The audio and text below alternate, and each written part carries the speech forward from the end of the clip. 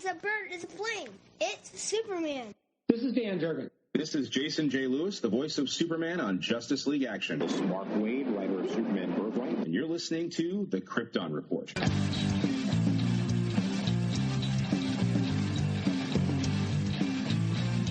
The Krypton Report podcast is dedicated to all things Superman, Supergirl, and the planet Krypton. We discuss movies, TV, game, comics, and all things DC. So join me, Tyler, with my co-host James and Jania. Wake up in the morning with Tyler and James. That's right. We're coming at you live, your favorite morning show, directly from the heart of the U.S., Ohio, the land of Superman. I'm Tyler, and with me is James. That's right. Welcome to our morning show where we ship everyone's name and piss off the villain.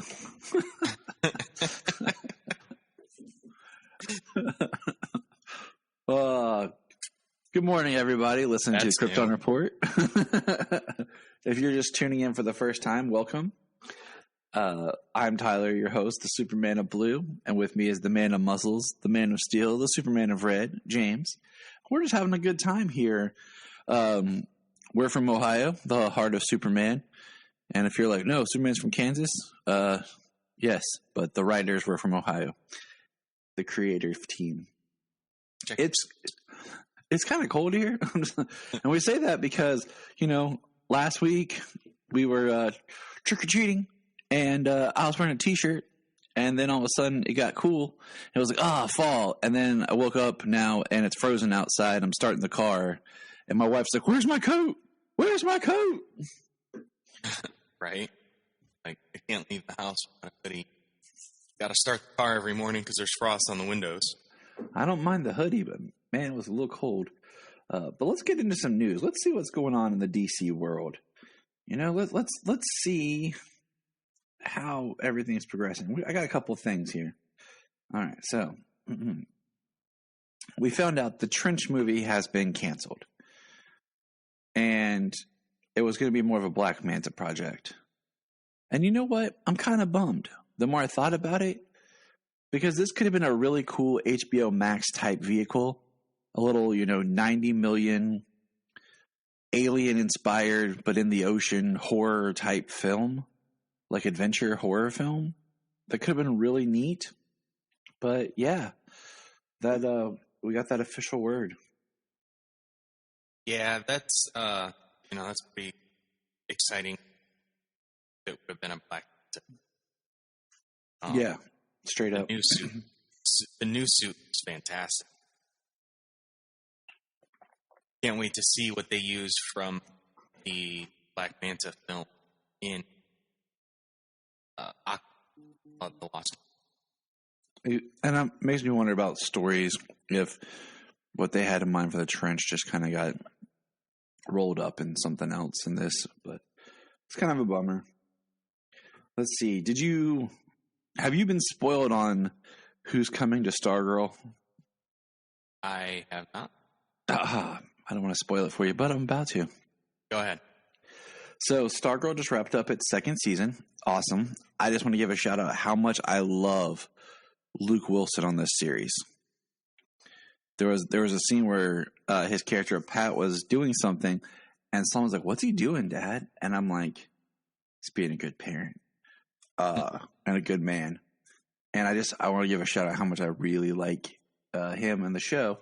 But the episode ends, and it's fun because it teases how season 2 was Summer School. Have the subtitle of Summer School. Right. Well, the next season is entitled Frenemies. Because of the people that move in next door. That's what I'm going to say right there. I'm not sure how that's going to work, but hey, it's all good. So how many episodes were there? 12. 12, okay. Well, I mean, that's basic, like a proper length first line. Exactly. And next, so there's a little bit of a post-credits tease in this season, at the end of this season, and we see in costume Mr. Bones, who will eventually become Director Bones, maybe. Played by, and one of the most recognizable voices in television, Keith David. And if you're like, who's Keith David? Goliath from Gargoyles. So he has that voice that just is commanding. And it was just kind of funny because it's a character I thought like, man, this would be a good character to bring in. It could have been a good floating character in the Arrowverse, like on Supergirl, on Arrow, if they would have done like the magic. He could have just been around. And well, I mean, they had years. Exactly. And if you listen to, it's kind of funny, if you go listen to the latest episode of Supergirl Radio, Rebecca just kind of goes off on how much she loves Mr. Bones, but how much she's mad that Mr. Bones is coming to Stargirl and not their show. But sometimes she's like, our show's ending. And it's just like, where's he been? It's just kind of funny. Right. So I'm like, because it's one of those things that I understand, because I have my show now, Superman and Lois, and Supergirl. You stole all my storylines and all my villains. You literally have Lex Luthor on your show. Yeah, he's been the villain the last seasons. So don't tell me about stealing from my show. But that's cool. You know, I'm excited. I love Stargirl. I love what they're doing. It's been a great, just a great time. Batwoman this season's been pretty good. That way that they have summer school and next season, it's like each season has like a trade name. Right. They name each storyline trades. Exactly. It's a collected 12 episodes, 12 issues. Yep. Sometimes the trades are split up in one story arc, 6 issues, piece. But Solomon and I watched the Batwoman Killer Croc episode. And it wasn't bad. I mean, it was good. It just, I would have liked some more Croc, but he looked awesome. And the way that they're doing Batman villains, like, without doing the villain proper. Like, so far, it's been Mr. Freeze, Mad Hatter, and Killer Croc. But it's, the Mr. Freeze one was neat because if you remember, around when they did the Crisis stuff and the crossover before with Batwoman. Yeah, we saw Nora Freeze, however they say it on the show. And she was played by Stephen Amell's wife. Young, 30-something. Right. And then now Nora Freeze is played by a 80-year-old woman. And I was like, dang, did they mess up in those writing? But they address it. That she's like, that after she got thawed out, everything, she was good. But Victor had already passed. And the aging was catching up to her. She was aging more rapidly, and catching back up to her. And that's why she's old. And it makes for a good storyline because it works, because you're not like, wait a minute, you were this young person. How are you old? So it worked. We got an announcement more about the Colin Farrell-based Penguin movie. And all it says is, the Batman spinoff focusing on the Penguin is set to begin filming in the middle of 2022 and will serve as both a prequel and a sequel to the Batman movie. And all I can say is, all right. I mean, yeah, it could work. I mean, I think Colin Farrell's a great actor, and if he's able to pull it off, I mean, absolutely. Right. Well, Warner Brothers is not afraid to tap in that Batman. It's all they ever have. It's about freaking time, if they're going to do that they open up the Batman universe, open up Gotham City, and tell more stories. Because that's the thing, is so many of the characters have their and they've never, they just throw them in as secondary storylines and stuff like that where nothing is fleshed out. Exactly. Or they give them a solo movie that doesn't exactly make a lot of sense. Yeah, or that has no real connection to the comic at all. Just kind of hold the name. So, looking at you, Joker. You know who you are. You know what you did. So yeah, there's that, which is cool. Let's see, we got our poster for Armageddon. What do you think about this poster? I mean, it's a character. It is. It doesn't look like they took a new photo of anybody, really. They just kind of put it together. It's got Barry real big in the middle. To the side is Iris doing like her back pose, and then under her is Batwoman.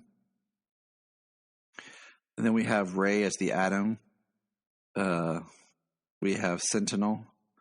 And then we have Mia as Green Arrow. And then in the front and small is Black Lightning. And somebody said, the poster was, oh, look, anyone we could find. Anyone we could find, right? Well, I mean, that's funny. It's kind of sad because, of course, it's nice to see Brandon Routh back, but of course it is, But it's like he left his show. He's been gone. Then from Supergirl, they get Sentinel. Like, they get Alex. Well, I mean, understandably so, though. Supergirl is over. Right. While they're filming this. Like, we haven't seen the finale when we get ready to see this beginning of the new season. Right. So that's the point. But so we have one person whose show is canceled. One person who left their show. The next person is Mia Queen, or Mia Smoke, or whatever they call her, as the new Green Arrow, which we don't really know what she or where she is because last we saw her, she was. Yeah, and they screwed up her whole storyline by trying to do that backdoor pilot that didn't really work. So she's from a show that doesn't exist. Then we have Black Lightning, who is my favorite to see him interact with Barry again. That's the one that I'm most excited about because I love their interaction during Crisis. And his show doesn't exist anymore. Yep. And then we have Batwoman, which is interesting because her show is in its newest season currently airing. And it spent an entire season transition to what it is now, retelling, getting to be a hero story. Right, and nobody knows her. Yeah, she's Batwoman, but nobody knows that somebody else is Batwoman. Right. So I'm just kind of like, this is going to be a very interesting kind of, like, it's just like, oh, we wanted a spin-off cult, but everyone's too busy. Like, we did our Diggle crossover this year where Diggle appeared everywhere, but we're not doing anything else with him because that would have been awesome to have Diggle show up.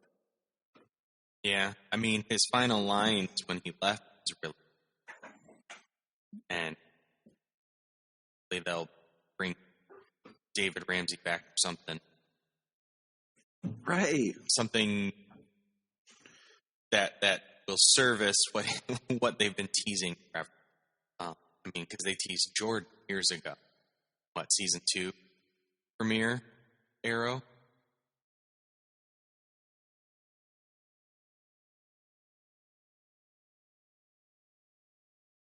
The Superboy is awake. Welcome, Superboy. Good morning. Hi. He is on the prowl. Go save the city, Superboy. The world needs you. There he goes. He just flew off. So I'm excited for Armageddon, but 5-episode event beginning November 16th. Okay? All right, let's look at a calendar. To the calendars. So that gives us November 16th, November 23rd, and November 30th. December 7th, December 14th. All right? That lines up with kind of like the idea of the mid-season break. So but then the show disappears till March.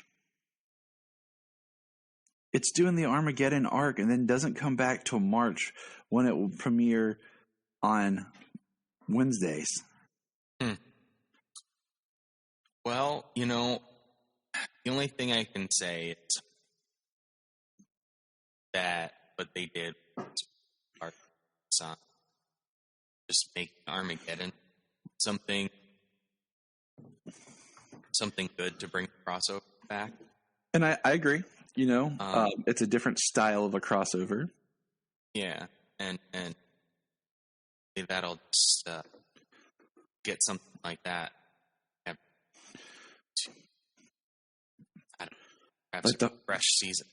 Yeah, the Flash proper story. So it's it'll be like this was what happened now, and now we're back to just telling the story of the Flash. But I know Jamie has some catching up to CW, so binge the crap out of some shows and you're catch like up to something. you're like, look, lady, just sit down and start watching. Okay. Yep. And our last bits of news, we saved the best for last. January 11th, 2022. A day before Solomon turned 7. Happy birthday to Solomon from the CW. Here is Superman and Lois Season 2, premiering at 8 p.m. Ta-da! And not It'd be only a good is... birthday. Exactly, because that's what we joked about last year, because it was supposed to be in January, and then they pushed it to February. And not only is it returning in a good, time frame, considering how everything's bad, somebody's coming back. We're getting Lucy Lane back, as Jenna Dewan is returning as Lucy Lane, who we haven't seen since season 1 of Supergirl. So that's awesome. Just because it brings more connective tissue from the established universe, even though she's never appeared on Supergirl again. Right. I hope that, them bringing her back and establishing a connection to what we have it's done well. Like, they took time to do the first season, which had almost zero connection to the rest of the Arrowverse. Yeah. But, as they make connections more slowly, probably, but they're able to bring it in and make it make sense, because we have had Crisis since. So we don't know how much the world has changed. Made it seem early on he arrived on Supergirl in quite a bit from what it seemed on Superman and Lois. Not sure all that's happened 20 years been on Earth. Exactly. But it'll be nice to see, because there was one episode where Lois was arguing with her dad, and she mentions like raising herself and all this and about being a parent. I'm like, this would have been a perfect scene to drop a line about Lucy. And we have speculated if Lucy, still exists or whatever. She's the thing I'm curious about is she's still coming back as a member of the military. She followed steps season. Right. She's still that after Crisis.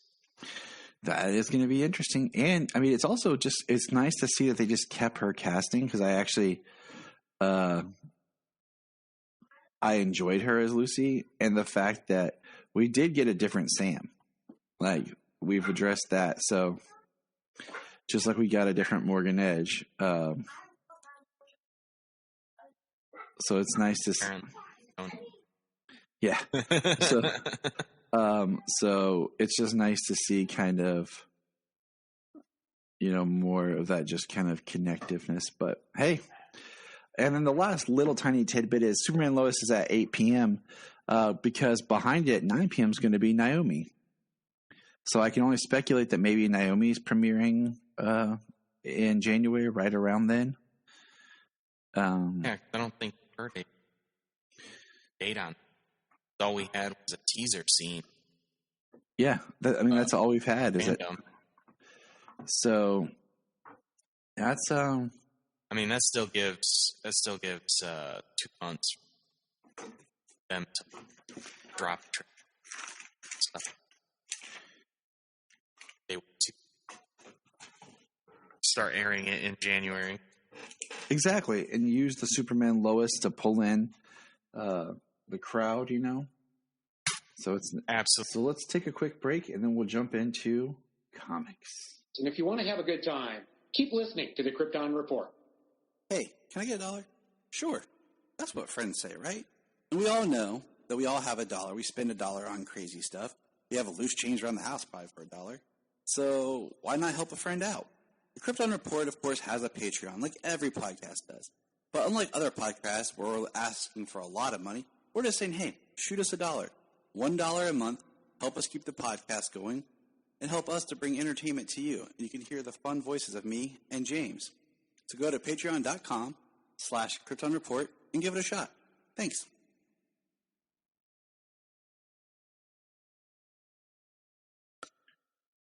All right, James, comics. What you been reading? What we caught up on? I know we got a couple, but let's see if we're on the same page. Yeah, so I caught up on Actually, give me a sec. I have to run upstairs to grab my Son of Kal-El number 4. Run, Rudolph. Yeah, but I'll give you my other quick list. Superman 78 number.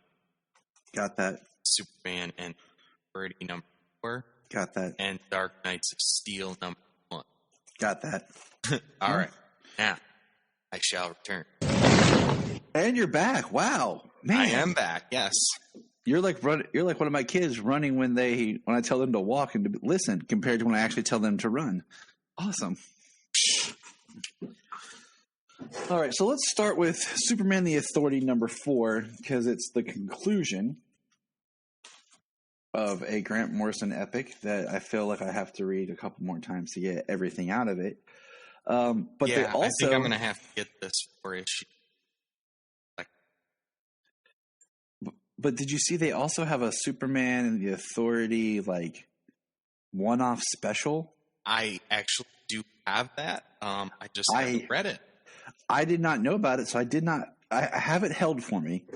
I got to pick it up next week, and we'll talk about it then. Because I was like, talk about that next week.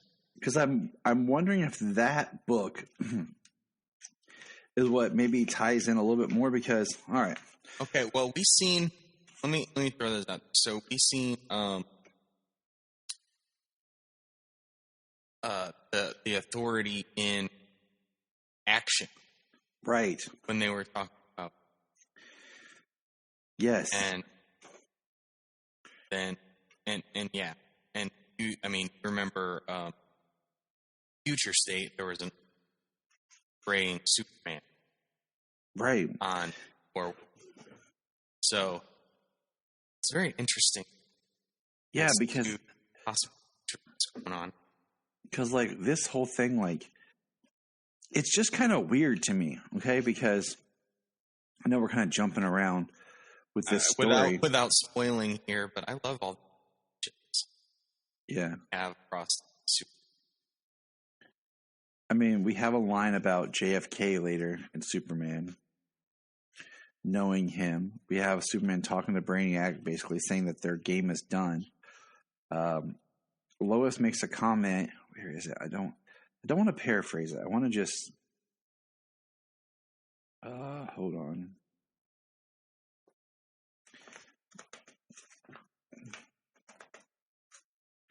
Hold on.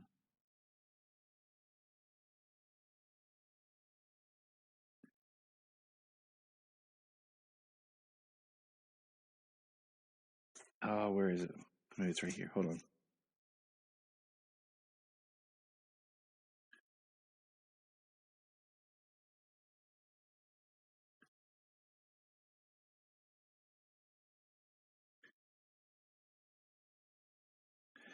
So, I mean, there's a line where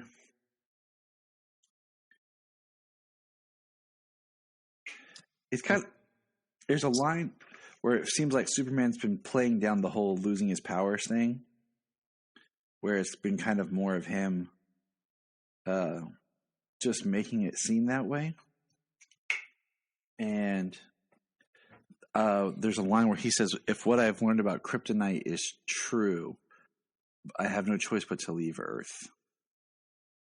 So there's a lot going on.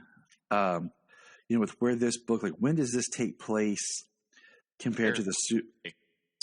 Yeah, like, why is there JFK mentioned? When did this happen compared to the other story? Because then at the end, when he's talking to Lois about him leaving, their son needs her, and we see Superman putting on his Superman proper costume.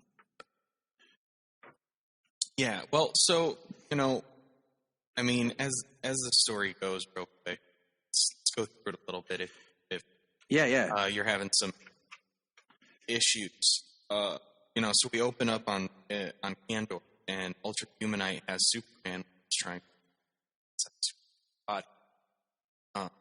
And Superman is not having that. It's really because they talk about how Superman ever fought, which is true, which is an awesome callback. Grant. Yes, it is. It fits in line with Grant Morrison's like history knowledge. So as they're fighting, he's saying his body doesn't feel pain, which does. Then we get Lois shooting him. He says hello to White. I don't know if that's supposed to be, but it doesn't seem having much of an effect. Superman, which is Ultra Humanite, he rips off the head of him. Said body doesn't pain. The brain is still alive. Yep. Let's just hope there's no white kryptonite. Easy there, Lois. Right. That's not even a color I'm familiar with. Right. So, but he sees a Brainiac coat inside of Ultra. So he starts talking to Brainiac.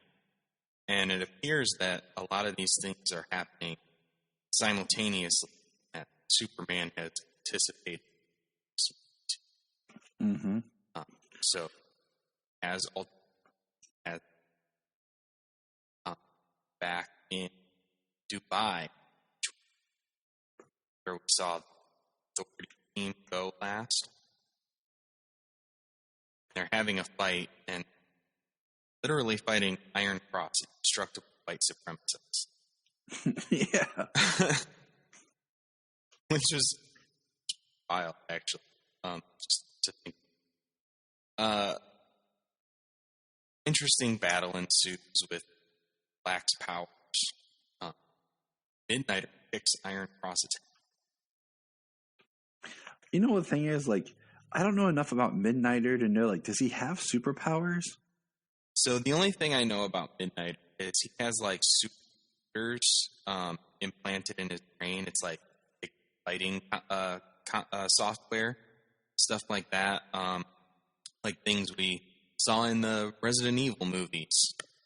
Okay. About having like that predictive fight software and stuff, or like the guy did in Dead or Alive, be able to fight everybody. Okay. So, I mean, the person he fights against actually has the same stuff. It says it's like centuries ahead, but doesn't stop Midnight. Oh, I love her fight. I love their fight. We'll get there because I want to pull some stuff from the dialogue. Okay. I mean, we're basically there. There's Brainiac's got a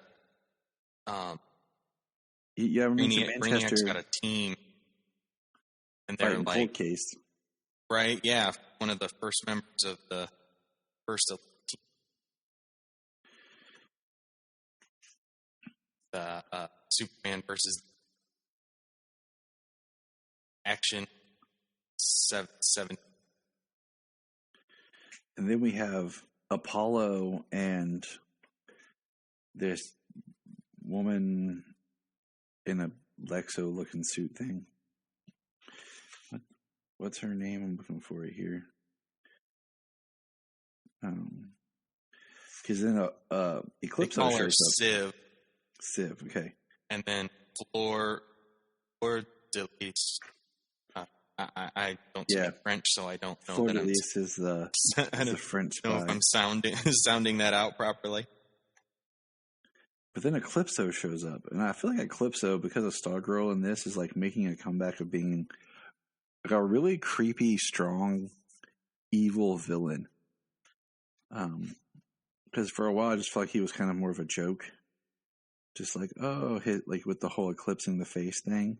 Probably just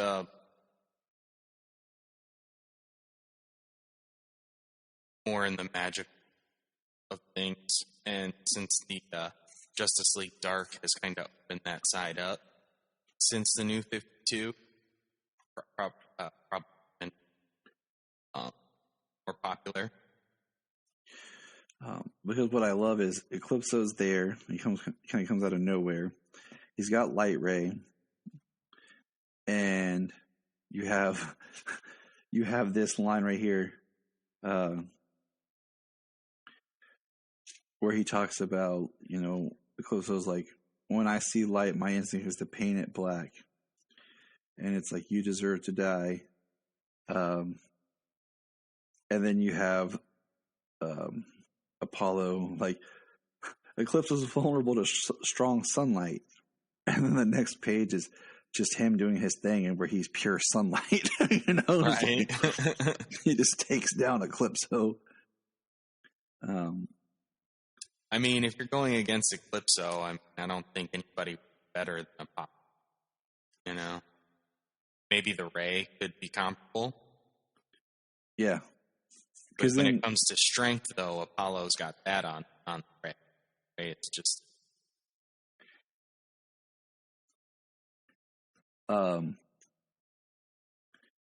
because Superman says Apollo's solar powers negate Eclipso's darkness, and he's like talking to Brainiac. But this is the nice part here, though, that Superman says, "Doesn't this repetitive shadow inspire so? Make your next move." Like it's a game of chess to him, and each one making him to counteract. I mean, like, that's been Superman putting this team together. It's to fight Brainiac's team, at least part of it, because we see what goes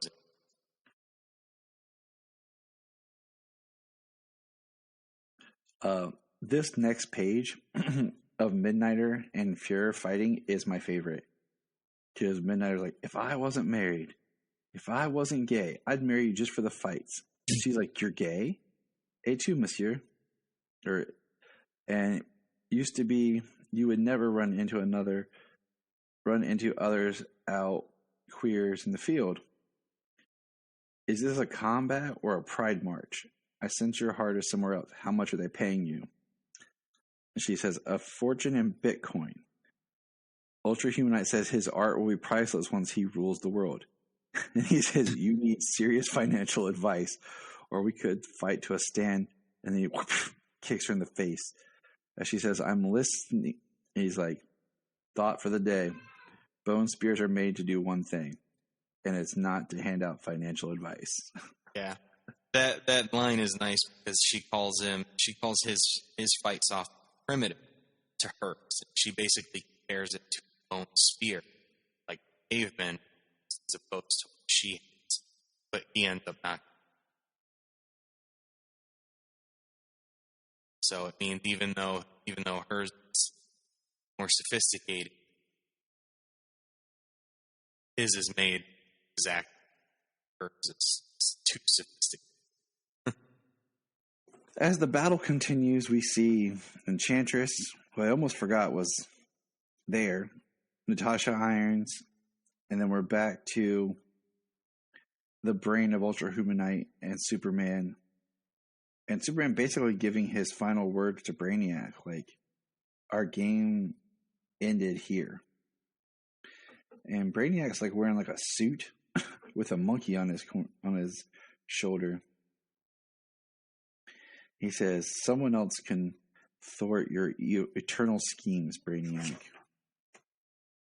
And then we see a body that's like the Ultra Humanite looking for a brain. And then we see him walking and it says, "What should I wear to kill his son?"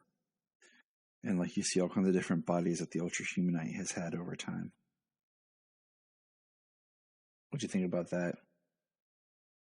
I mean, it's pretty crazy, because all the brains are like, it's copy. Right. Weird. So copies his brain, copies. I mean, what should I kill his son? Should anybody suit the master?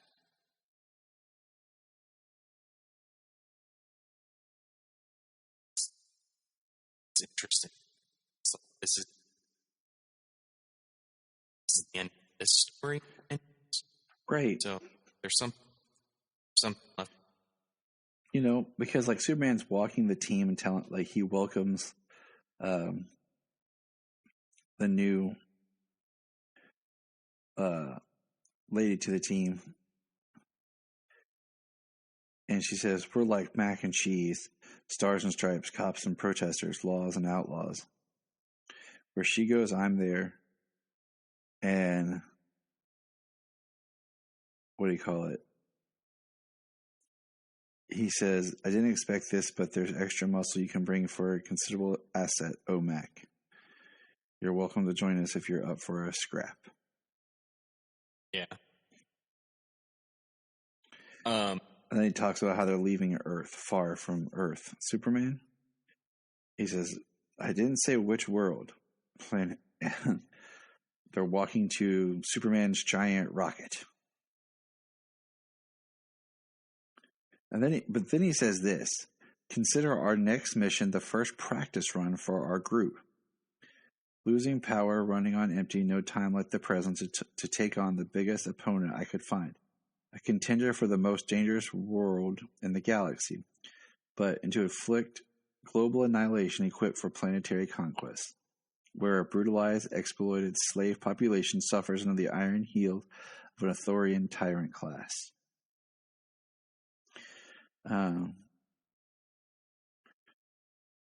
Black says planet Earth's long lost twin by the sound of it. And he says, "I'm talking about War World, Mr. Black." But the way he says, "Consider our next mission the first practice run for our group," makes me think that they're going to go do something before they get to War World. It's interesting. It says, follow Superman in action. Yeah, and then the next page says later, and it's him putting on his Superman proper costume, talking to Black, and he talks about how he found a piece, basically, of the wall. And the wall, which was what we saw at the beginning of Action's current. Right. And it says light ray is writing on the wall. And it says to be continued. And that's where I'm wondering if that other book that we were talking about comes into play.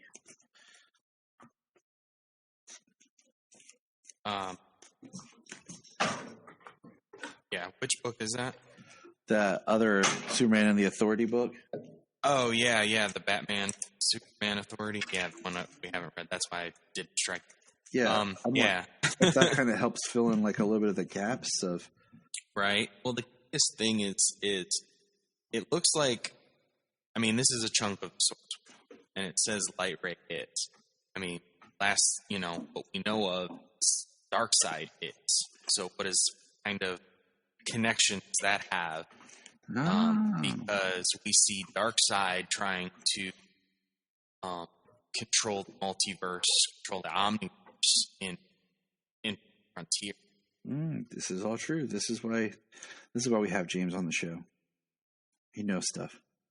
So I like Infinite Frontier, and when Justice Incarnate starts this month, I'm going to be reading that too.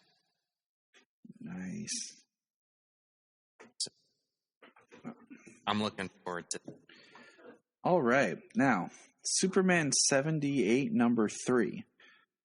And the Cape Wondered podcast is a great podcast if you just want to talk Superman, Christopher Reeve. And they just did an episode where they talked to Robert Venditti about writing this, and it was pretty good. It was pretty interesting just to kind of see where he's pulling from. That's in my queue, actually. So, and as they talk, they have not read this book. So it's just kind of neat where he talks about, just kind of pulling just from the movies to do this. So, well, I mean, I think he's certainly certainly inspired by the movies, and is really trying to take the voice from each character. And it's Superman 1 and 2 theatrical releases. So just to kind of help with that. Okay. Yeah, it's in my queue. I'm looking forward to it. Yeah, we pick up right where Superman surrenders himself. People not wanting to let him go. And Brainiac's there, and we get a great thing of Lois kind of yelling and her heartbeat, and Superman can hear her heartbeat, and he says, "Goodbye, Lois." And it is weird just thinking about where Superman and Lois's relationship was at the end of Superman 2. Right. So this is kind of, I don't where that is. I mean, this is basically just a time Superman is destined to be together, so it's the only explanation. I mean, I guess, even though Lois completely doesn't know who Clark really is, cares about Clark, or, I have gone on record, I was never a huge fan of, in the movie, how they did the Lois and Clark romance. Yeah. Absolutely. With Margot and Chris, because I felt like they never got to develop it enough to where she,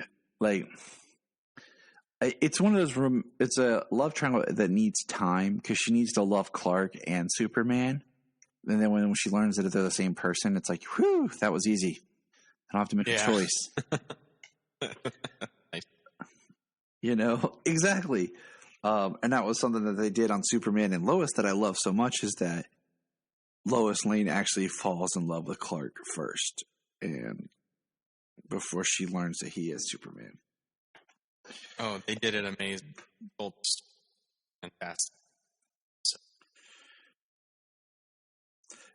Lex shows up trying to sway Brainiac. "I'm Lex Luthor, the savviest criminal cerebrum of our species, also Superman's arch nemesis." I love reading the Gene Hackman delivery. Oh, yeah. I mean, you even reading it in your head, you just have to elevate to that Gene Hackman over the top of the. It's fun. It works for this. So we see Superman's on Brainiac's ship. And he says, "Removing you from Earth is the only part of the process. You must be preserved."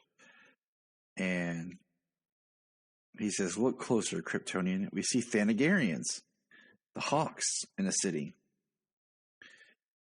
And Superman says, "My God." Brainiac's like, "Not divine, scientific."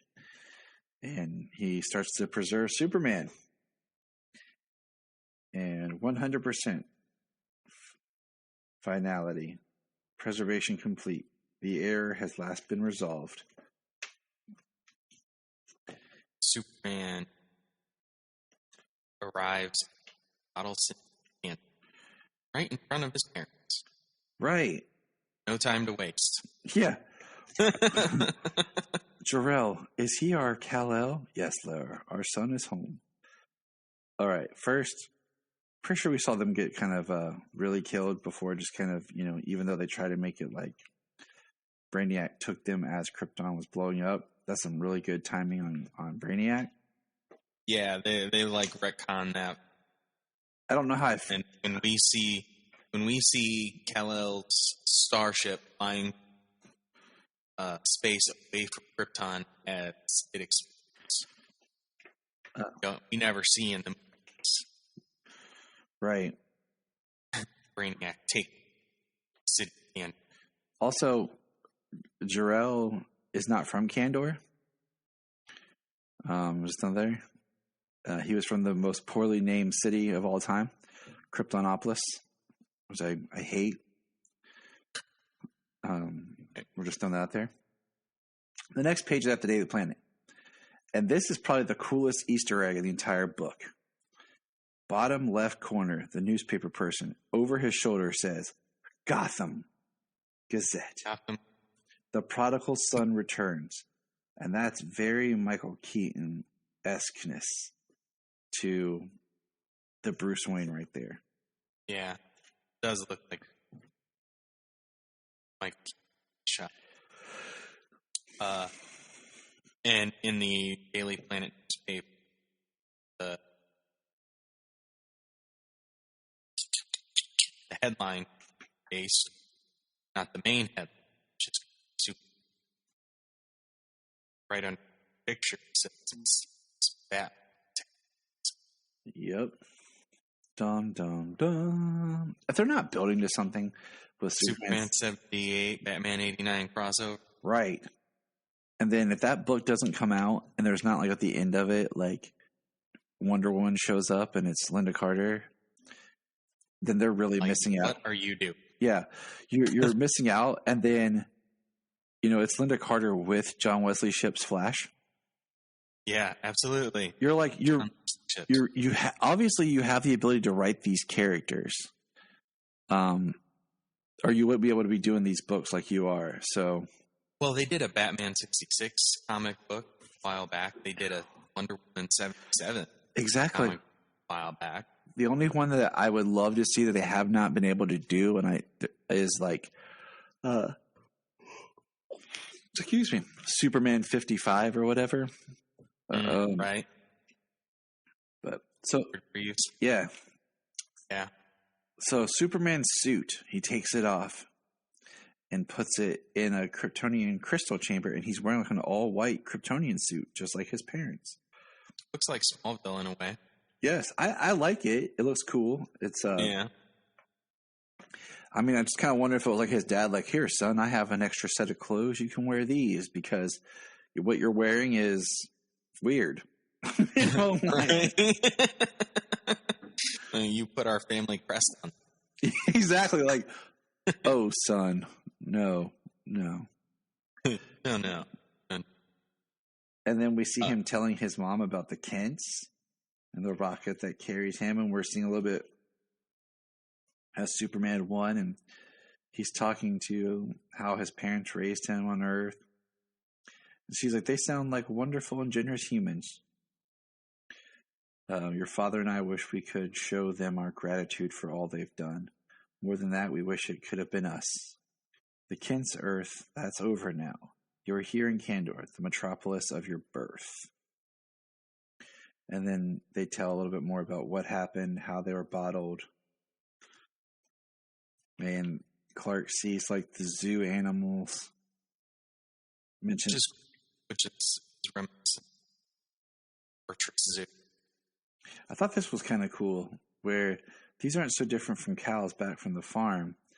And she's like, thought beasts possess a natural telepathic ability to display their thoughts and the thoughts of those they touch. All right, one, thought beast? Really? That's the name? Thought beast. It's like anteater. What's that doing? Eating ants. Anteater. But I'm like... Sometimes you just have so you touch it, and it brings to life and shows what you're thinking.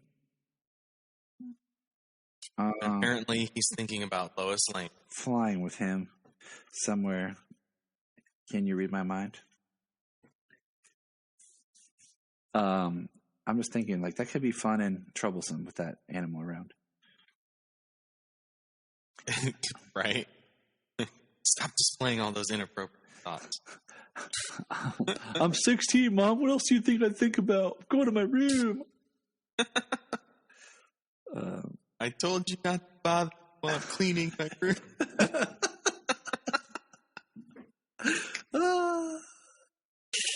Oh my god. This guy gets it. Oh man. People are like, what are they talking about? It's okay. So side tangent. It's a quote from the movie Scary Movie, because Brian was over the other night and wanted to watch that, just to kind of talk about it. And because one, it's 20-some years old and neither of us have watched it since, but we are ramping up our Scream series rewatch to prepare for Scream 5, also titled Scream, which I hate also. The whole just make a sequel and title it the same as the original. Yeah. So he was like, we'll kick it off by watching Scary Movie first, and then we're doing all the Scream movies.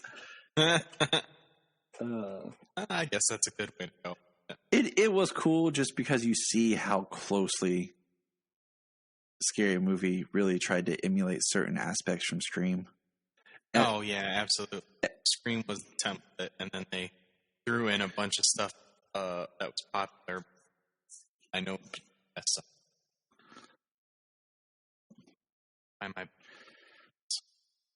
Yeah, and then it just starts becoming everything under the sun after. Yeah.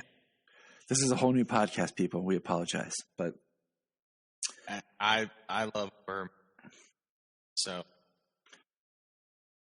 it's bound to come up sooner. I mean, I made a joke about how if you really study the Christopher Reeve Superman films and all the different cuts and edits there are of Superman, Superman 2, Returns, 3 and 4, Redeemed, it almost becomes a choose-your-own-adventure Superman, much like how the Halloween series has become almost a choose-your-own-adventure. Right.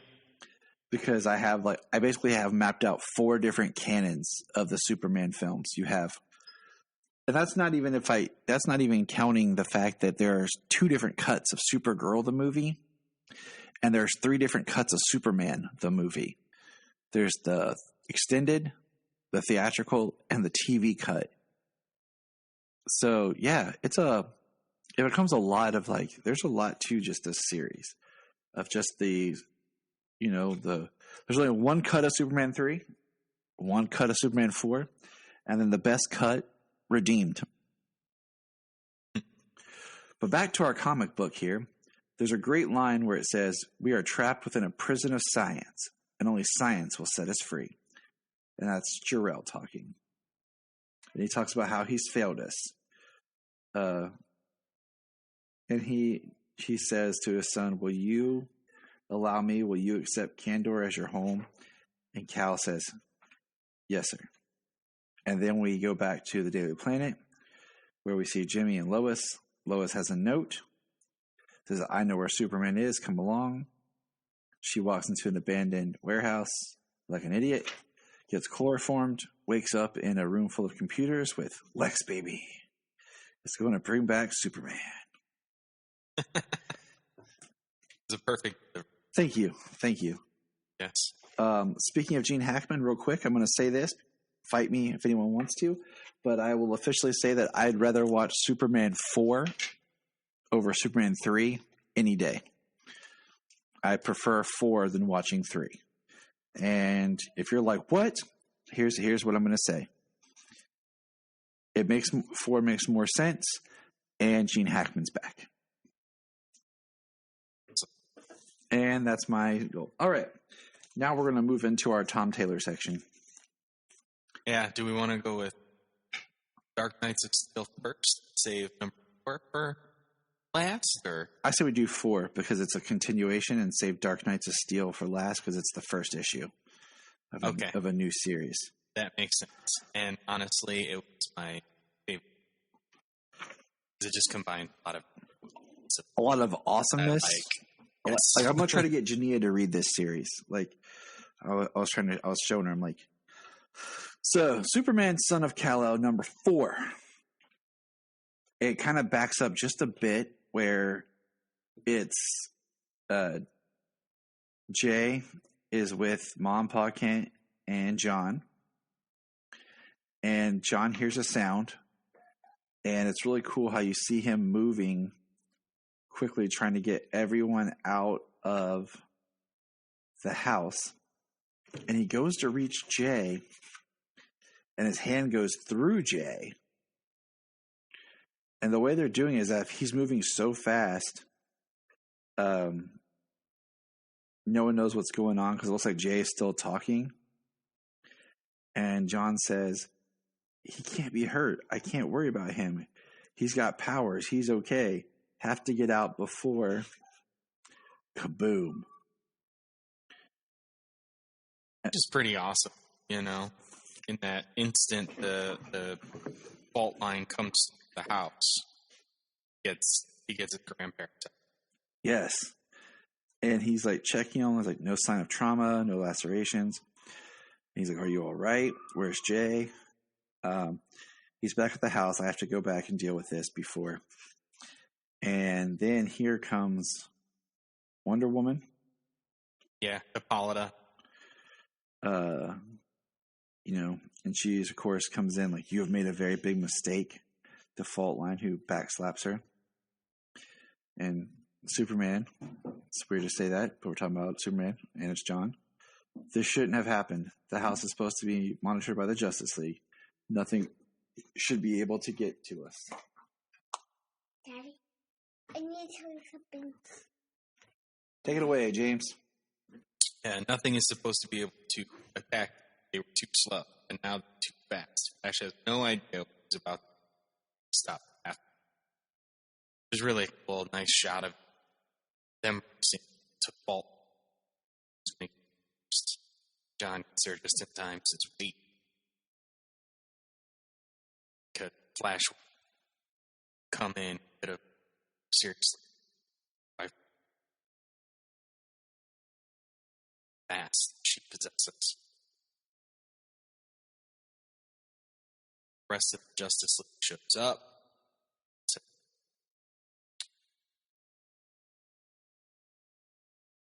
Kal showing up and to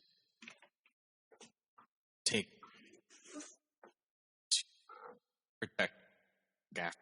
As they should. Yes. Nice that John. I'm here. Because he's John, Superman. Where's Krypton? And, then here comes Jay, like, thanks for having me. And it's interesting.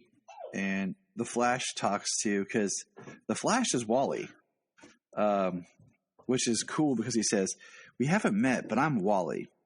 He says, why are you telling me you're a civilian? And he says, because I know what it's like to step into the boots of your hero, all those little doubts, all the ways you worry about measuring up. Anytime you want to talk, I'm around. Thanks. Also, sometimes it's nice to talk to someone else who can speak at the speed of can think. The speed you can think. Which is really cool because Wally has been a part of Justice League. And very popular as Flash, but as like possibility of younger Justice League, younger generation taking on Justice League. Actually having me be a new member, being able to have that knowledge of, like you said, stepping into someone else's shoes. Yeah. John's newly taking to, and that's kind of mentorship that Wally will be able to have. I like the idea of Wally as a mentor as well as like Dick as his mentor. So John has Wally and Dick as these mentors of people who have at times had to cover and step into the shoes and be their own person. Yeah. Which is awesome. Because Wally's the Flash right now, but last time we saw the Flash, got transferred to Dick's.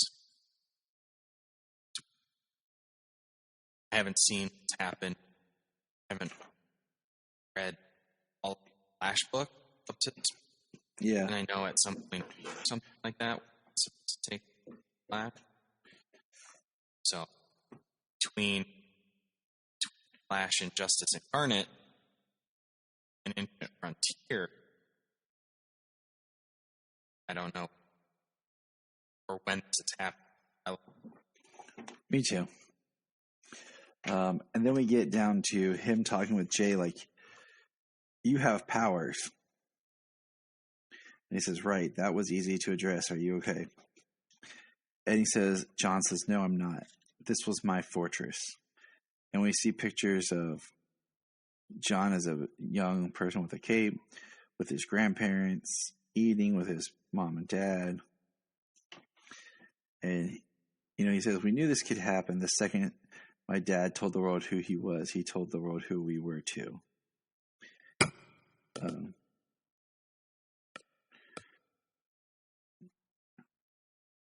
That means his enemy became a threat. So,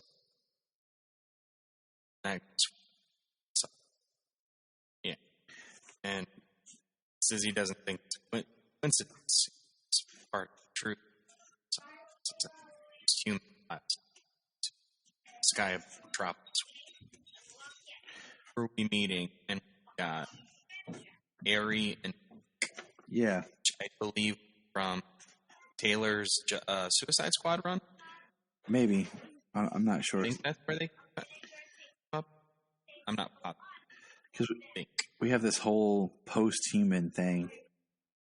It's interesting. Like, they're not metahumans, they're post-humans. What exactly does that mean? Yeah. And she says, Fault Line's not the first superhuman to show up confused and out of control. There was a man on fire in a forest a week ago, and there have been more, says Jay. Henry Bendix lied and bribed and cheated to be the president of a country, my country that we know. So we're talking about... So Jay is from... Yes. He says, then a Superman-sized spotlight was shone on a very bad regime with very good PR. And he says, I can't prove it, and I don't want to rush into anything, but I think it's possible. And he, first-hand account, our own experience and interviews, years of research, and I'm done. What, you've read all of it? That was a lot of work. Could you maybe read it twice or something?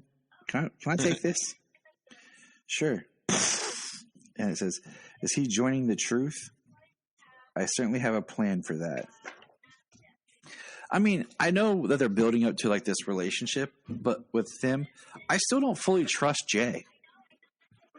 And I think it's just some of the art and stuff in it as well, but there's something there that I just don't fully trust yet. Chelsea. Maybe it's just the fact that he's hiding. Didn't tell him that he had powers. He didn't tell him that he was from. So, who knows? John takes the files that they've all collected to of course. Enough to do what? And attack grandparents if I was half dead. If Dad were here, he's not here. John isn't a costume villain. He's a president. Some front. I bet that's exact. To never be held accountable.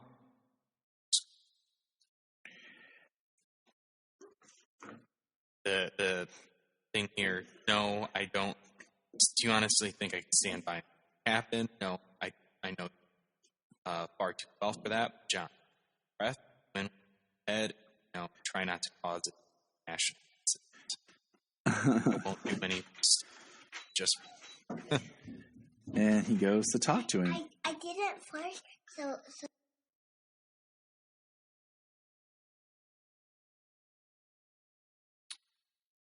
Yeah, goes to the president to talk to.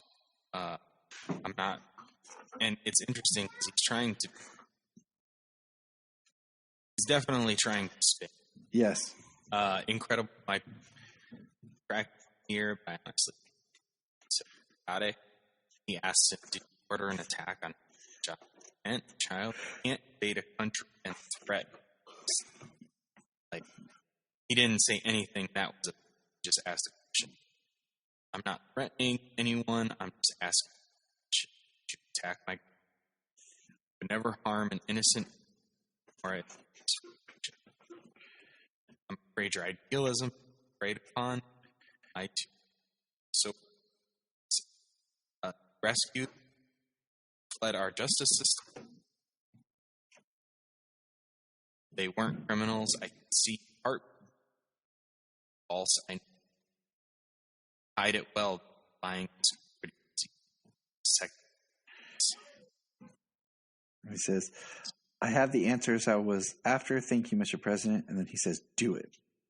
And John's flying off and hears someone screaming. He says, I know that voice. And it's the man from the forest on fire. And John's saying how hot it is. And the guy's like, get away. It's a trap for you. Isn't. And he's burning. And John flies out. And it says, I'm overcharged. And I can hear so much. I can hear all of them all over the world. I can't block it out. Everyone who needs me. And it's help. What are you doing? No. Can anyone hear me? No, get back. Mom, wake up. Somebody, please. Stay away from me. And that's the end of the issue. Next, saving the... It's gonna be that time where John has to learn their...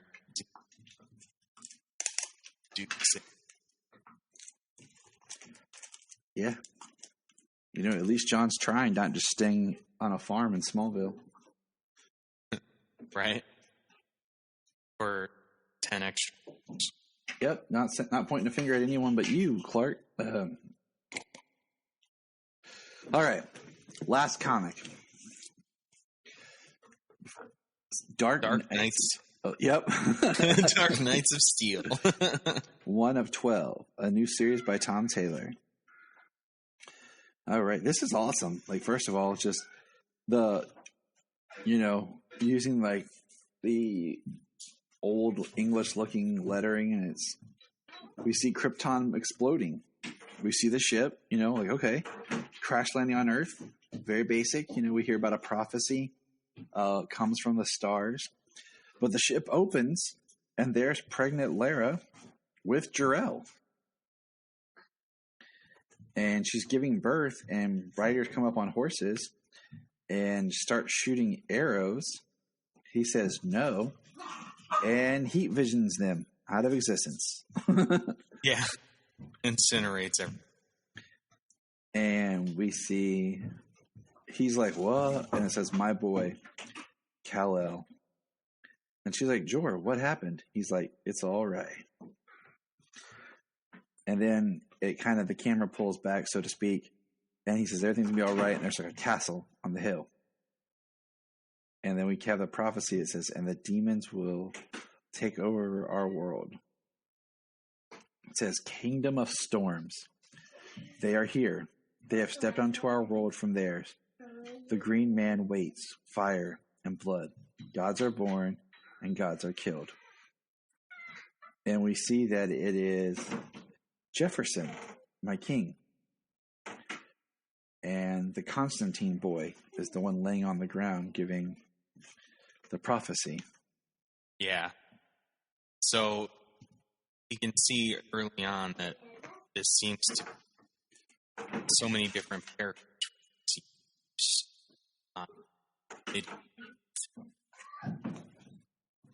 Which is just fun. It's just fun. Yeah, King Jefferson, Black Lightning, John Constantine, Young Constantine. Just, he's a mage. He's connected to magic. Using him as a prophet. And it's him who's telling the story, and the scribe is writing it down. So you have the word bubbles of Constantine, and then the scripture of the scribe, and it says, look up in the sky. What is it, Constantine? What do you see? And then he says, our bleeping end. Yeah. And then the scribe just puts our end. Right. And you're supposed to take that down word for word. Exactly. 19 years later, the Castle of El. And we have our introduction to Kal, and it says, Bruce, I'd like to come with you. No. And we meet Bruce, the knight, who is straight up a knight with a bat helmet. Alfred, who's like his servant. Kal, who wants to come with him. And then we have the Robins, who work for him, who are like his little underling servants. We have Richard, and we meet Richard and Duke. On the next page, meet Jason. And he even says from now on, Steph does all an alarming amount attempts at diplomacy and some with those. Yep. Of course, Jason always knocking somebody out. And they all have their little color schemes. Purple on Stephanie, like yellowish gold on Duke, blue on Richard.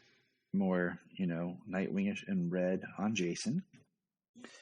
They're going after a magical creature because that's what Bruce does, is he hunts magical creatures that could harm the king, queen, and the prince. Yeah, because magic is no weakness. They know. Tony. And they're going after the Banshee. She calls him Bat Prince, and her name is Diana. And she goes, Dinah. Duh, I knew that. I'm looking at that. I love how they call her a Banshee. Yes.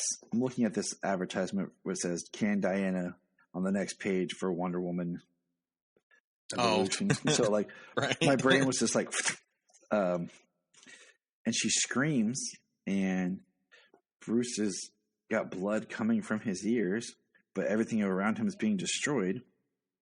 And she says, Why are you not torn to pieces? He says, I don't know. And then all of a sudden, just a hand over her mouth. You don't look like a monster. You just look scared. Which is interesting, though, because they talk about magic, and she's screaming again. She's screaming at Bruce, and Kal flies in with his hand.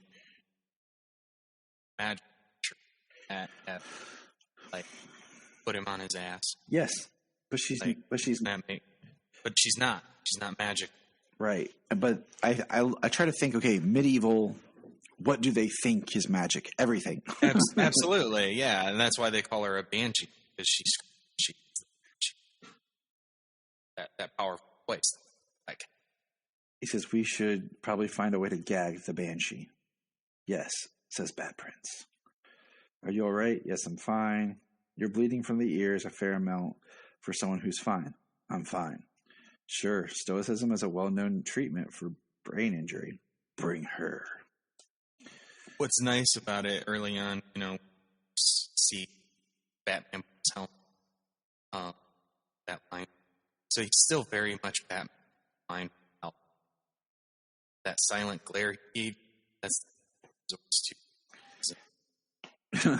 like he's even still got that glare that Bruce and Batman. And we meet Quinn. Bruce! Do you know what? Yes. You have an unconscious woman on the back of your horse. If you're trying to make a centaur, that's really not how it works. Do not torment me today, Quinn. But you're so much fun to torment. So I think this is a fun version of Quinn. Harley. I like her look. Very classic. And then we have... Yeah, she straight looks like Jess. We have them in the audience with the king and queen. And immediately they're like, why did you take Kal with you, Bruce? I'm sorry, King Jor-El. It was an error in judgment. And then Cal's like, don't lie for me. He didn't take me. I went on my own accord. He says, I see. Kal, we want to protect you. And I will not stand by while Bruce and his Robins risk their lives to protect us, not even axes break on my skin. And he says, the Banshee, you found her, blah, blah, blah. You believe she was coming for us. And Cal's like, she wasn't. My Robin in Jefferson's court learned a magical assassin had been sent. And Kal says that doesn't make it her. So I wonder if that's Tim. I wonder if that's where we'll find Tim. if Tim's the Robin in Jefferson's magical court. Oh yeah, that could be interesting, right? Because how are you going to have Stephanie and not Tim? Yeah, gotta have. I mean, that's still not even everybody. Could Barbara, Cassie. Yeah. For all we know, it could be Carrie. Please no. So, I like how Kal is trusting. That doesn't make talk about every good brought to this. They are not innocent; they are magic. And you know, Jor is like, we're the last of our race. If I had my way, you would be sitting here instead of us. And they see you as a god, and I am a bastard. And Kal says, and who cares? He says, the entire kingdom I serve. Our traditions do not stop at the whim of a smiling spaceman. Your traditions are the most backward, idiotic. And then Jor-El's like, all right, that's enough. Bruce, take That's a walk. really cool, though, because it's really cool, though. That means it was Bruce's family's king, and the only reason it's Scots, but Kal and the king not treat him as if anything less. That they're there for ceremony. That he belongs to see. Yes. And then they come outside and there's a storm going. And it's a storm, Bruce. It's just thunder and lightning. Yeah, that's not good. Mm-hmm. I have every reason to fear thunder and lightning. You should too. And he says, Bruce basically says, I believe I am cursed. And he talks about how he was not damaged. And we see Green Arrow sitting there in a tree, all Robin Hood.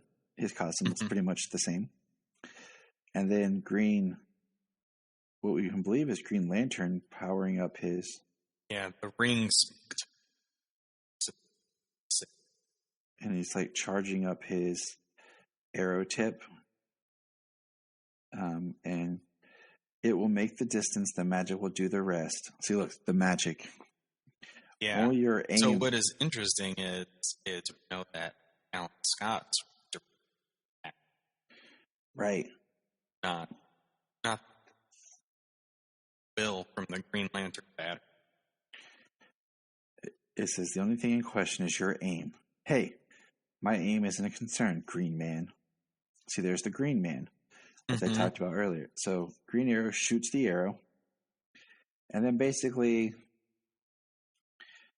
Jor-El's, you knew you were a bastard. That was never hidden from you or the kingdom. Thomas and Martha had too much misplaced honor for that. Your mother and I. You were a mistake. You were not a mistake, but what Martha and I did was. You were my son, Bruce. So Bruce is half Tony. And Bruce is Superman's half-brother. Yeah. And younger brother. And then, of course, Jor-El gets shot in the eye by the arrow and falls down, with Bruce having heat vision.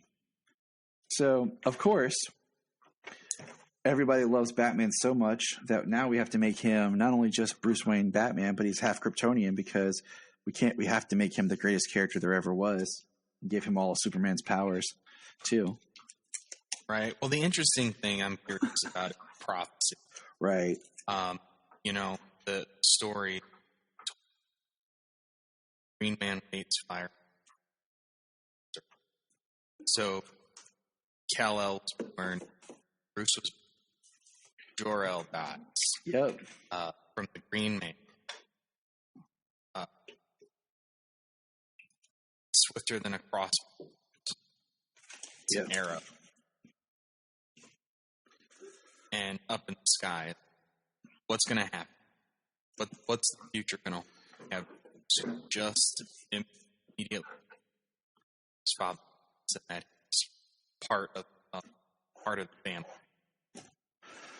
That he should be a prince. That he is a prince. to the current, body. And his father is killed in front of a magic arrow. I'm excited. I want to see where this goes. It's just nice it's nice and refreshing to have something different. Yeah, I love the blending of the very good blend of the handful of characters we got from medieval time. So let's we'll put a pause in this, and we'll jump over into Supergirl. If you're enjoying this podcast, here's some of our favorite podcasts to check out. Digging for Kryptonite, The Aspiring Kryptonian, Superman the Animated Podcast, The Last Sons of Krypton, The Geek of Steel, the All-Star Superfan Podcast, It All Comes Back to Superman, and Superboy Legacy, Supergirl Radio, and of course, always hold on to Smallville. Check all those out, enjoy those supercasts, and remember, keep listening. Here we are, James. Supergirl. Season 6, Episode 18, Truth and Consequences. Now, here's my question to you. Technically, this isn't the penultimate episode. But because they're airing this episodes next week back to back, it kind of makes it feel like the penultimate episode in a way. Yeah, because as a matter of fact, because usually you have the penultimate, and you're like, oh, the next one, the finale. But we're gonna get the penultimate and the finale back to back, so they just kind of compressed it into 2 episodes in one night. Kind of like reminds me of like Smallville, how the last 2 episodes are like one giant episode. Yeah, that's true. Yeah. But all right, so this episode, it wasn't a huge surprise, but it did have something happen in it that I was like, oh, okay. And I was like, we want to talk about this because let's face it, this whole season has been just kind of a let's wrap stuff up, let's cut stuff short, let's throw everything at the wall. Storylines that should take time, we're just going to speed through them, partially because they didn't set things up well enough in season 5. Well, I mean, just in previous seasons as it is, I mean, how long have some of these characters been around, and they drug their feet on filler episodes instead of giving us the character development episodes. Right. So, I mean, looking back at the series at this moment, the last solid season was 4. And even then, I'd have to rewatch all of it because... And it was half of it once Lex showed. Yeah. Though I did like some stuff with Agent Liberty, just like... There were a few good episodes. With the whole Man of Steel episode where you saw his story, it was a way of doing things. But, yeah. Mm-hmm. So let's get into this.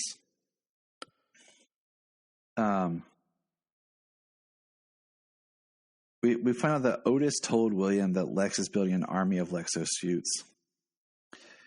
They have a room booked for the, I guess, wedding party. I thought they said bachelorette party at one point, but maybe. Yeah. But then I'm like, how can you have a bachelorette party with both bachelorettes there together? The whole point, you should have them separate, not together. Then it's just like an engagement party. Maybe that's what it was. I don't know. I put that. They said bachelorette party, but it does very much seem like an engagement party. Right. And that's what I put in my notes. Like, wait a minute. Like, we don't have a scheduled wedding. There's been no wedding. They just asked each other. Exactly. And usually the bachelorette party is closer to the actual wedding. So it's more of an engagement party, but that was probably a slip up on the writers. Shame. Esme's having trouble at school. And Kelly has to go pick her up. And then we meet Derek and Dana. Who? That's what I put. The Wake Up Morning Show hosts who give the shipping name of Nixley and Lex as Lexley. Yay, Lexley. And what's crazy is Andrea, our favorite, horrible person, put under William Day's name. and releases Lex's journal, his private love poetry, to Nixley under his name. What a... Yeah, horrible. Like, completely unethical. That is just, yeah. And then what she has to deal with as the ramification she did. But I mean, yeah, I mean that is like, you can't do that. Like, that's grounds she could sue. right. He could sue her. Maybe. And I say maybe because she did really, I feel like, and like I said, I don't know if it's post-crisis or not, but I feel like she really stuck it to him when she had those, she talked about those contracts she had them sign or whatever when she took over. Like one of those things, like she, employment contracts and all that fun stuff that she could use to screw them over with. So she probably figured out a way to screw William over, but so she did that, and William's like, I have to go. And, you know, because he's learning about this the exact same time that everyone else is learning about it. And it was pretty intense. So I am very intrigued, first of all, in this whole thing. Because William, first of all, I'll do this first. William goes to Andrea, and he calls it a gossip brag, and that she's just as bad as Lex because all she wants to do is be number one. She's lost her integrity, her journalism, all that stuff that she once had. Now she just is nothing more than a gossip brag. And I don't blame him, because you and I have talked about how we've really had an issue this whole time with just how Andrea has just become annoying and just a bad person. Like, every time we see her in anything, it's like she's just trying to cause problems. So yeah, what do you think on Andrea's behavior? Oh, I mean, everything she continues to. So she's doing terrible. She has no integrity. Right. Like, she wants to be number one at the cost. And I'm just like, what happened to it? Where did this come from? You know, like, I just feel like that's really like, she got screwed with Obsidian North by Leviathan and Lex, and now that's it. She has its Catco. She's a horrible editor. I mean, yeah. She's terrible. She is a horrible person. But so she does this whole thing to William where, you know, she puts his name, because he says it's, you know, it's my reputation, it's my name that you're dragging down. And she's like, blah, blah, blah, blah, blah. I'm Andrea, blah, blah, blah, blah, blah. Yeah. I mean, she even calls Lena to, like, find out if she's a horrible person.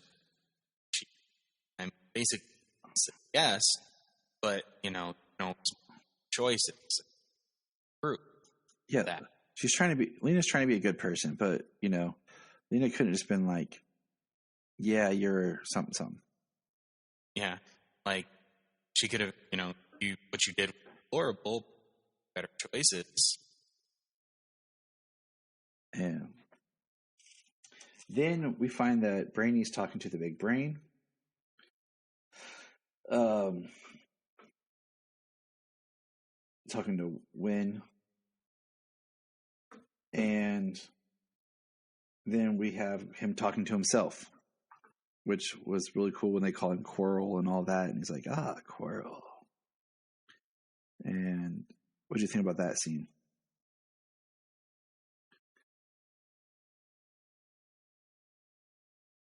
Blank. Where he's like kind of talking to himself and he changes his inhibitor. And it basically is talking about like what's going to happen to him when he does go. Oh, yeah. When he's talking to the other version of himself. Yep. Yeah. I mean, he's Jesse Raff doing a job. Very strong emotional act in Yes. that part. In this being told to sure, yes, big brain, and I mean, according to him, he's going to cease to exist, but all. Yeah. And he will be part of the big brain consciousness. And he's like, why me? And He did a good job on side section. yes, he did. I enjoyed watching it. I enjoyed the fact that they had different looks. They had different personalities. Costume. Good. So moving forward, we have Nixley basically use the truth totem to prove that Lex, everything he's doing, Lex loves her. Pretty simple, you know. Lex is in love with Nixley. He didn't want to tell her, but he's trying to prove it to her. Like, what can I do to prove to you that what I say is correct, you know? And so they use the truth totem. Yay. And that's all cute. We see them in armor together as they're fighting the Super Friends. And can we just throw it out there that the show is no longer Supergirl? The show is the Super Friends. Because honestly, out of every character on the show, Supergirl has like the least to do. It's like they're rushing instead of doing a really good like kind of breakdown of showing us that Kara really doesn't have as much to do anymore. She's not needed as much. They're just like rushing through everything. And it just makes her feel like she's just hanging out on her own show doing nothing. Yeah. I mean, if the goal of the show, of the end of the show, is to be that, you know, Supergirl has brought together, can, you know, do everything in her stead, she to future something or something to happen to. I mean, that'd be, but it's not something that they've ever addressed or tried to make that seem that was what was happening. Mm-hmm. Yeah, it just feels very shorthand. Like, kind of like Alex is getting married. Alex has Kelly and a child. Her life is being fulfilled. I've left Catco. You know, they even say like, Catco's such a big part of Kara. And that's all being stripped away. No Brits. So you can kind of see where they're like starting to like, we'll peel all this back. And I'm just like, you could have done this better, but it is what it is. We'll see how it sticks. Yeah, I mean, yeah, for sure. But anyways, and can I just say, like, where's Eliza? Like, their mom's still alive, and you think their mom would want to meet, you know, I don't know, quote unquote, Alex's grandchild, and you would think that She'd want to be around for her daughter being paid. yeah, just throwing that out there, yeah. But no, she's not anywhere to be seen. Or like, you know, Alex had this whole thing. Alex and Kara have a huge fight about Kara trying to explain to Alex her feeling, you know, of not being able to control her powers, because we learned that Esme uses her powers on accident. Because there's a new alien in class.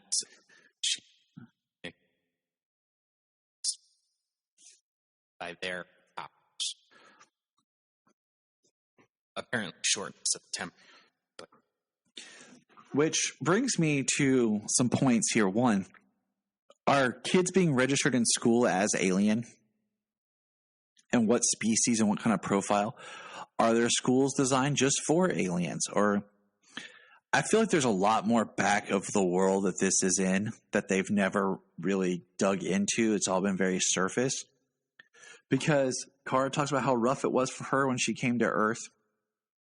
And she wore the glasses to help control her powers. So she didn't hurt anyone while she learned to control her powers. And Alex talks about not wanting Esme to hide who she is and know her truth. But I'm like, okay, you can know your truth, but you can still hurt people on accident by, not knowing. Like, she didn't know this kid was a new alien in her class and what that would do to her. And also, I'm like, didn't 2, seasons ago, roughly, but once again, this is post-crisis, so that could have never happened. We had Agent Liberty and the whole anti-aliens stuff going on when Alex tries to, and I know they're trying to make parallels about Alex being a lesbian and it's, more safe for those types of people to be able to live openly. I get that, but I feel like it's very clumsy. In the writing and the way. And I mean, Alex, yes, she was there for Kara. Her parents helped raise an alien. They knew about aliens, but I understand as a parent, you don't want people who are non-parents to tell you how to raise your child. But one, your child is already several years old. So a perspective of watching someone's personality could help. Two, you should know you're emotional and invested, so sometimes that's difficult to be objective as a parent. We know this. We are both parents. I know what I want to do with my kids, and I know how my daughter wraps me around her finger. And 3, Alex is not an alien. Kara is an alien. She's trying to share what her experiences were and what helped her as an alien. And Alex just, snaps and goes off like, don't tell me how to raise my kid. yeah, that was a little quick, but also, it was also a little different. She wasn't telling her to hide behind glass. Like at the time, it was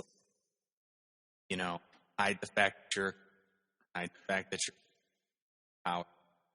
She wasn't getting at that point of having glasses. Getting as something that would comfort her as she tried to learn and adapt. You can't expect how many times in this show, but how many other shows have we seen now where the parents are concerned about dangers of an alien superpowers as a child without the ability to. Let's bring it down to a little bit more that we can understand. Training pants. They're for that time when the kid doesn't need diapers and they're going to the potty on their own, but they're just not quite there, that maybe they need some extra comfort and support for protection just in case there's an accident. Yeah. Because they're still learning. They may never have an accident. It's like training wheels too. Okay. I went to training pants because James just had a baby. He's in diapers, you know what I'm saying? But it's not like we're going to, wear them constantly, but she can wear them, then take them off. But anyways, let's keep on moving, keep on trucking. Is there, anyways, Andrea has been getting her whole thing. Esme's in a baking contest. She's making chocolate. I don't remember, something really nice. And then William shows up with his baking goods and they talk. And he shares a story about his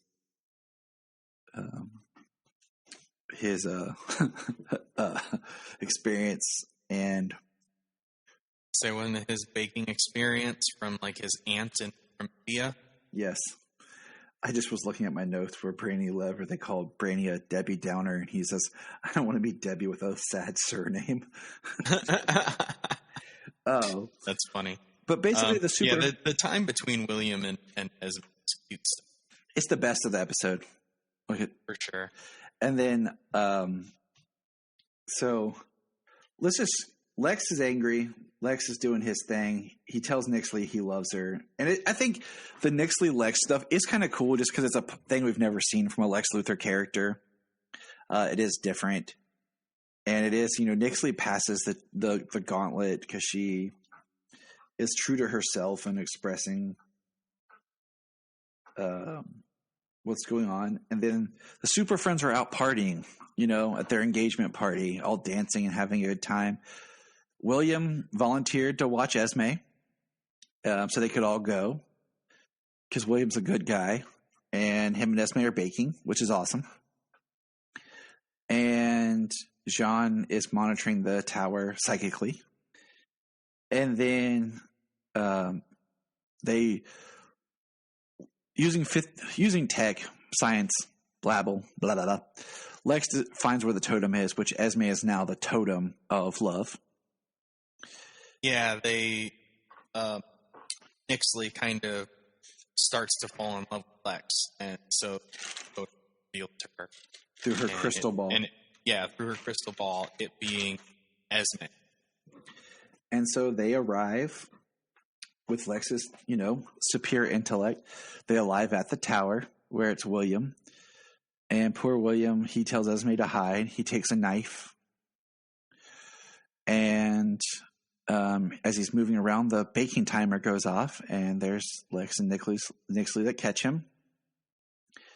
Basically, they strap William. He turns his phone on. It's recording. And there's no signal watch. Like, he doesn't have a signal watch or an ELT. Seriously? You know what I'm saying? Poor William. But he's held down. Nixley, tricks Esme and takes her. And William gives a great speech to Lex about truth and journalism. And he gets Lex, starts to walk away, then comes back and shoots William in the chest. And William's dying. He sends the video to Andrea. And William dies. And yes, it kind of, the pieces were there. He's the one character you could kill off that feels like there's stakes without killing a main character. I think they should have been ballsy and killed Kelly to really mess with Alex and put us in a dark place. Because I feel like the writing's got so lackluster that everybody's just happy, bubbling around. Like, we needed some darkness, and I'm not that kind of a person, but I get tired of like the no stakes writing, nothing's going on. But they kill William because he's expendable, but he's just enough of a character that we all feel something for him. Right. It's interesting though. I mean, Lex, being Lex, he's anticipated. He's got so Lena tracked them down, Lexo suits, infected them with the Trojan virus, which slowed down which delayed the delivery of blood results so that get Esme, they would get it. So they wouldn't even know that she was totem. Also, Lex, he orchestrated William and Otis meeting in the alley at the end of the last episode. And that's when he delivered the message of the Lexo suit arm. And it kind of sucks that this is Supergirl and she's up against Nixley, but still the big bad is Lex. Because Nixley doesn't have her magic and she's pretty much worthless without her magic until Lex shows up. Yeah. And, I mean, the only reason the plan is down. Yeah. And makes this threat of Nix, like, she couldn't do it if she didn't have it. Right. So, yeah, it's and, William's dying, and then they get an alert about the blood test, and they all go back, and there's his lifeless body on the ground. He dies being the only normal good person. He dies without knowing Kara's Supergirl. He dies giving everybody speeches and support in the past few episodes. I liked William. I liked the character they were making him into. But once again, they didn't know what to do with him, so they kind of screwed up his story in 5, and then he wasn't in the first half of this season. So they just kind of have him hanging around. And they're like, what to do? And so they kill him off. But they kill him off 2 episodes left. Yeah. So we have to deal with like the fallout of. Hey, he died. Now he resurrected. Thank you. That's what I said to Rebecca. I was like, and she's like, but he was shot before. And I was like, no, he has to die a certain way. And then he comes back and can't be killed that way again. Go watch the Doomsday Story in Smallville, Bloodlines, where Feora, possessing Lois, stabs Davis, and Davis dies, bleeds out, and then comes back and then tries to stab himself, and the knife shatters. That's what I'm hoping for. The next episode, William just gets up. He's angry. He's all healed. Can't be shot again. Then just starts getting spikes, and then you just see him running down the street, turns to full Doomsday, and just starts punching Lex. Like, he hulks out, just turns Lex into a bloody smear.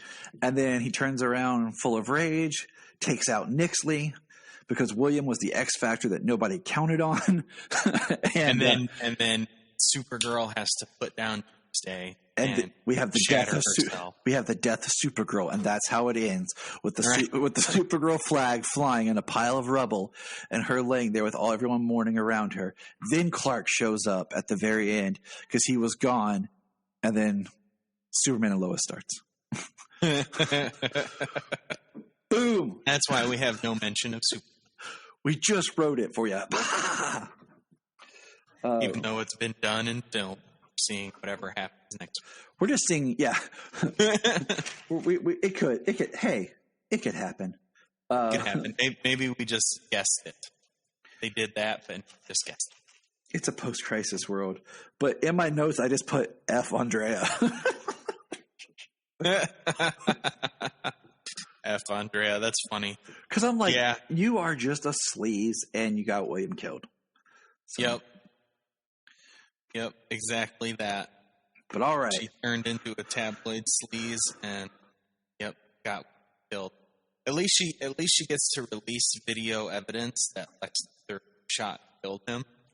Oh yeah, that's wonderful. After you need to put a retraction, admit your fault that you did this under William's name. But all right, well, we're gonna put a pin in there. We're getting close to 2 hours, and we got lives to live, kids to feed, and crime to fight. I'm starved, man. Crime to fight. Crime to fight. All right. Banshees to take down. Worlds to save. Dog poop probably to clean up because the kids probably didn't take out Krypto. So yeah. All right. Just remember, everybody. Look